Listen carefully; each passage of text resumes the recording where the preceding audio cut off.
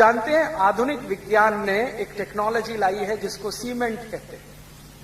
Cement की maximum life कितनी है? कितनी है?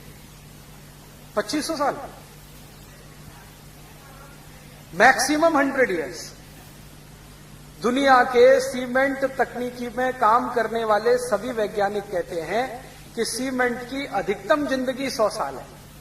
लेकिन कुछ वैज्ञानिक तो यहां तक कहते हैं कि अधिकतम जिंदगी की परिभाषा क्या है? अधिकतम जिंदगी की परिभाषा अगर हम ये माने कि जब तक ये खंड खंड ना टूटे तब तक, या हम यहीं से मानना शुरू कर दें कि बनने के कितने दिन बाद क्रैक्स आ जाते हैं। अगर वो कहते हैं कि भाई बनने के कितने दिन बाद क्रैक्स आ जाते हैं, यहां से शुरू करें, तब तो सीमेंट की जिंदगी 5 साल भी नहीं। अच्छी से अच्छी बिल्डिंग को देख लेना, आज बनी है, साल भर बाद उसमें क्रैक्स दिखाई दे जाएंगे। तो कई वैज्ञानिक तो कहते हैं कि अगर क्रैक्स को हम आधार बनाएं तब तो ये 5 साल की जिंदगी भी नहीं है सीमेंट की, लेकिन पूरी बिल्डिंग खंड खंड टूट जाए तो 100 साल है। तो हम मान लें कि 5 साल से लेकर 100 साल है। अच्छा, अब दूसरी बात बताता हूं। आपने कभी भारत का कोई किला देखा है? फोर्ट? राजस्थान में तो आप हैं, यहां 2-3 किले बड़े मशहूर हैं। आमेर का एक किला है जयपुर में, जोधपुर का एक किला है, जैसलमेर का है, चित्तौड़गढ़ का है। ये सब किलों में आप जानते हैं सीमेंट लगा है? नहीं, चूना लगा है। चूना की मैक्सिमम लाइफ मालूम है कितनी? अगर वो 5 साल और 100 साल की कहानी कहें सीमेंट के बारे में कि क्रैक्स पड़ना शुरू हो, वहां से जोड़ें तो 5 साल और खंड खंड टूटे तो 100 साल, अगर चूने को ऐसा कहना शुरू करें तो चूने की मिनिमम लाइफ 500 साल है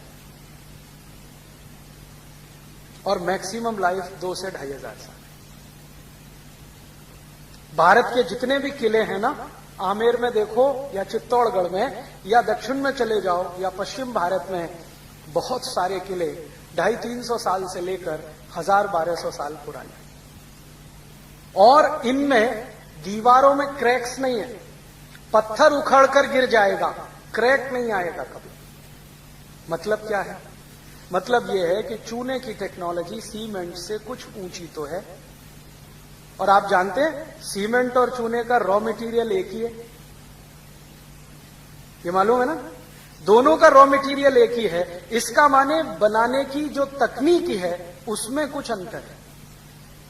सीमेंट उसी रॉ मटेरियल से बनता है जिससे चूना बनता है, बस अंतर इतना है कि सीमेंट यूरोप में बना है, चूना भारत में बना है। चूना 500 साल तो कम से कम जिंदा रहता है, 2500 साल तो अधिकतम जिंदा रहता है। सीमेंट तो 100 साल से भी कम समय तक ही जिंदा रहता है। तो कौन सी टेक्नोलॉजी ऊंची है, चूने की कि सीमेंट की?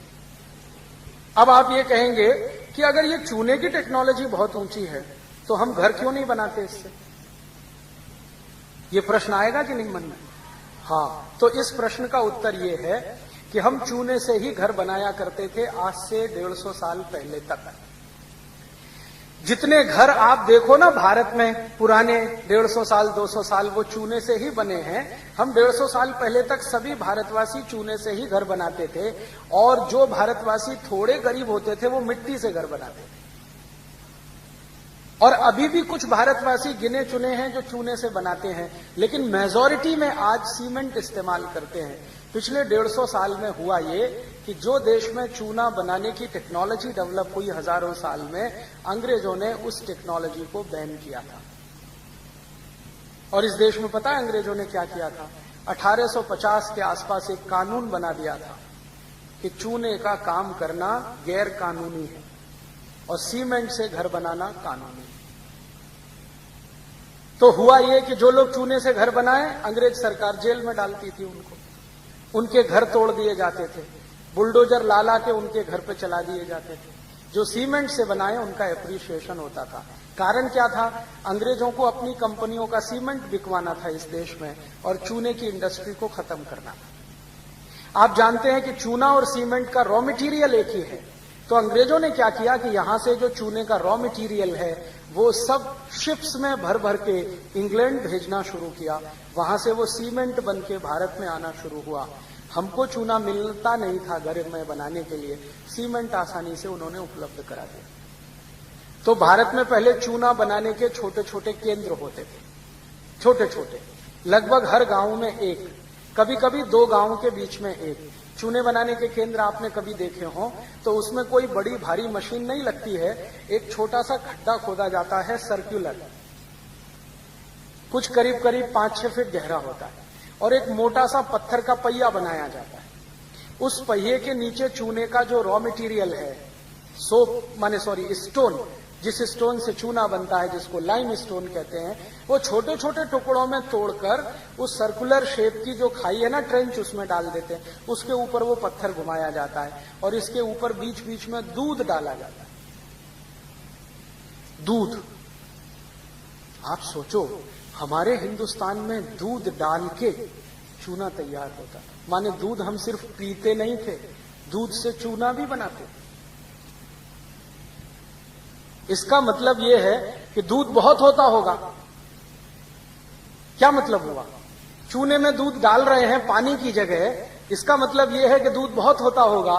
तो हमने सुना है कि इस देश में दूध दही की नदियां बहती थी, तो नदियों में पानी की जगह दूध नहीं बहता था, दूध का उत्पादन बहुत होता था। और वो दूध इतना होता होगा कि पीते पीते बच गया तो हम उससे नहाते भी थे। आपने सुना है इस देश में कहते हैं दूधो नहाओ, कभी ये सुना है लक्स नहाओ पूतो फल? या किसी से सुना पियर्स नहाओ पूतो फलो, या Johnson and Johnson baby soap नहाओ पूतो फलो?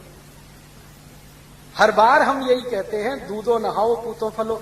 तो लोग नहाते होंगे दूध से, नहीं तो ये आई कैसे कहावत?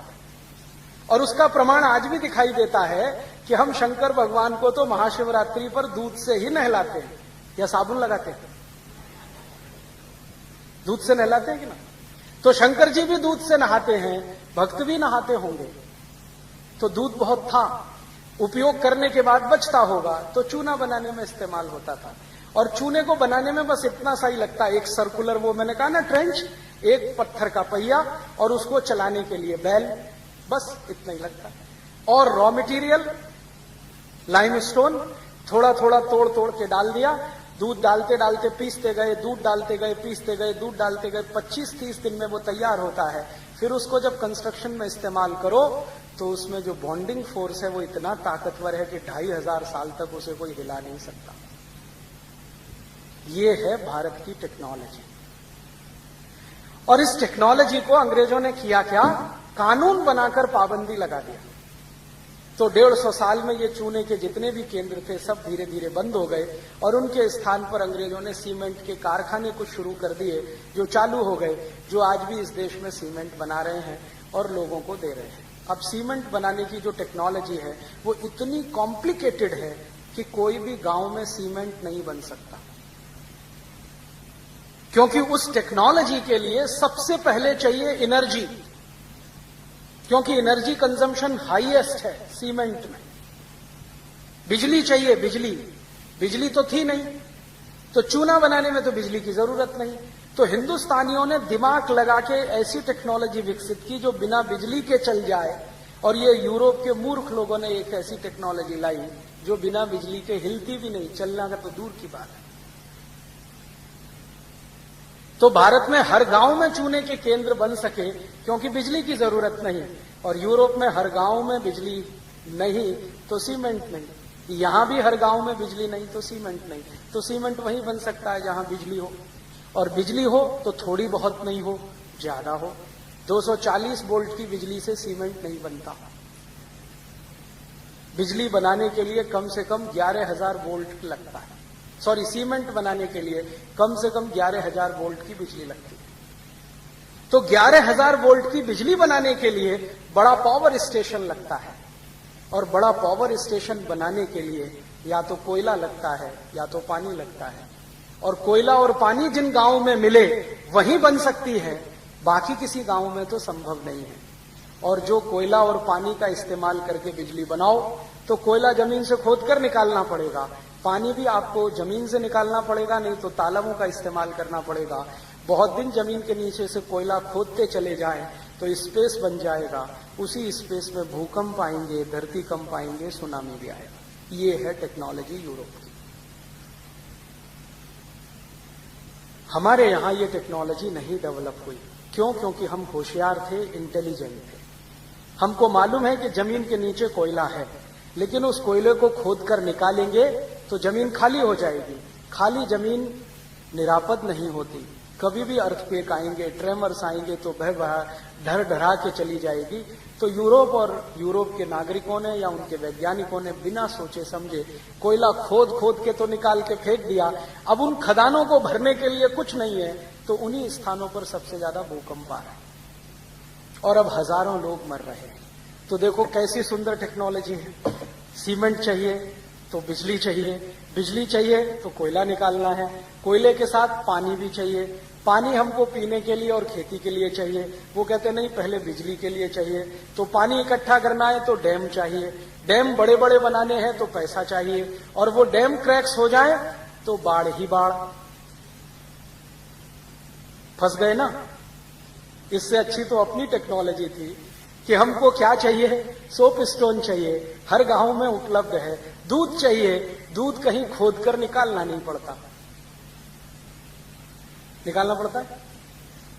दूध तो पृथ्वी के ऊपर ही उपलब्ध है। जानवर हैं तो दूध है, उनको घास खिलानी पड़ती है, वो भरपूर दूध दे देते हैं। और घास को हम वेस्ट मटेरियल कहते हैं। इस देश में अद्भुत मशीनें हैं जो वेस्ट खाकर दूध दे देती